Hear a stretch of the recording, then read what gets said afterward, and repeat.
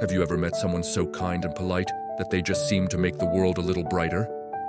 Today, I want to tell you about a boy named Marco, who was exactly that kind of person. From the moment he learned to talk, please and thank you were his favorite words. He wasn't just polite to grown-ups, he was polite to everyone and everything.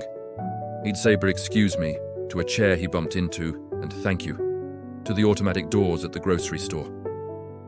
Some people found it a bit quirky, but most just smiled. It was just Marco being Marco. His politeness wasn't just about words, it was about his actions. At school, Marco was the first to hold the door open for his classmates, even if it meant he was the last one to lunch. If someone dropped their books, he'd be on his knees in a flash, helping to gather them up.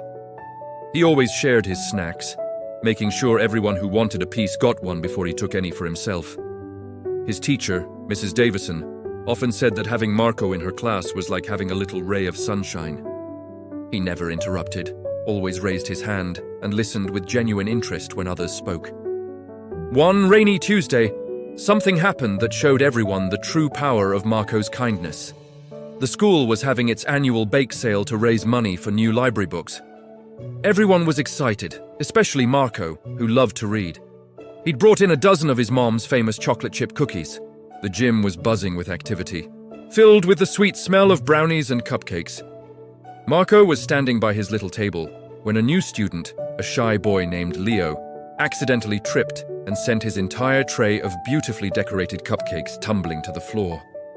Silence fell over the gym. Leo's face turned bright red, and his eyes filled with tears. He had worked so hard on those cupcakes.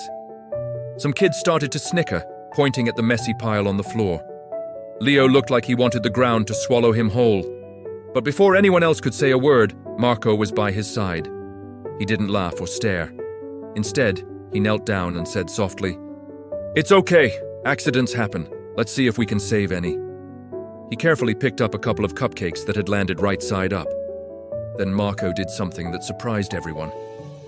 He stood up, walked back to his own table, and picked up his container of perfect chocolate chip cookies.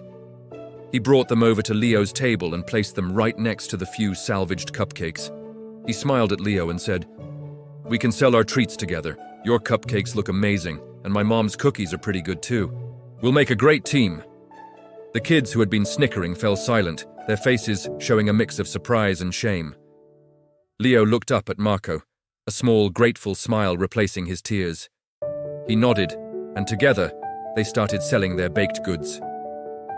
People who had witnessed Marco's act of kindness flocked to their table. They didn't just buy a cookie or a cupcake. They told the boys how impressed they were. By the end of the day, their table had sold out completely, raising more money than any other. Leo wasn't the new kid who tripped anymore. He was Leo, Marco's friend and co-baker. The story of Marco and the bake sale became a little legend at the school. It wasn't just about being polite with words, it was about showing compassion when someone was down. Marco taught everyone a valuable lesson that day. Kindness is the sweetest treat of all. It costs nothing to give, but is priceless to receive. It can turn a moment of embarrassment into a moment of friendship.